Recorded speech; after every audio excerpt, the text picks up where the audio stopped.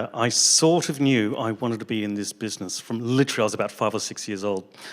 My father was a producer for advertising, and I went with him to an edit that he was doing for a commercial, and I just completely fell in love.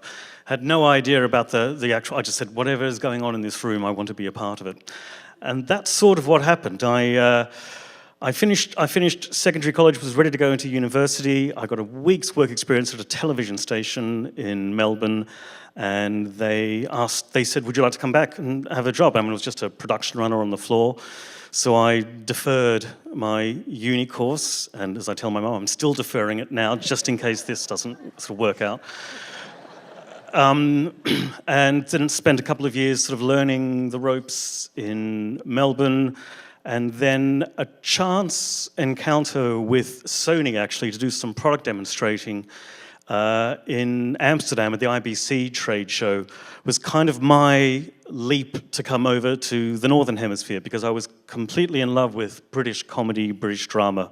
From Australia. I was just in awe of the kind of programs that we're making over there, and it was always a dream to go there. So I thought, when they offered me like 5 days work in Amsterdam, I thought, right, this is the thing, the big adventure. I'll take myself to London, and I didn't know anyone. I didn't have any contacts. I literally turned up at the airport thinking, if this goes wrong, it's all my own fault. If this goes right, it's all my own fault. And so I just literally thought I'd give it a go. And I ended up sort of knocking on doors and cold calling in Soho. Funny enough, I went into a facility, an editor had just left, come in, and I got offered a job there. Spent a couple of years with them, went to another facility where I was doing online editing, so finishing. I was working on a machine called Smoke. And at the time, my boss was offered a job finishing a sitcom, which he actually said, you know what, we've got this young guy, Paul, I think he's going to be much better at this than me, so you should really give it to him. And sure enough, I got the job. And the sitcom was a show called Spaced. And then on the first morning, Edgar Wright just walked into the edit suite, and we literally just from that point started working together.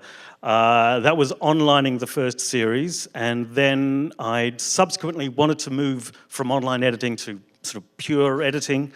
And when I made the leap as a freelancer, I actually got a call back from Edgar that Chris Dickens wasn't able to finish cutting the second series of Space. Would I like to come on board and finish that? And that was amazing, because that was for me the real start. And I then finished that series of Space and went on to do what was for me really learning to my skills in comedy and drama, and really living the dream for me, working in England and working on some fantastic shows that I'm very proud of to this day.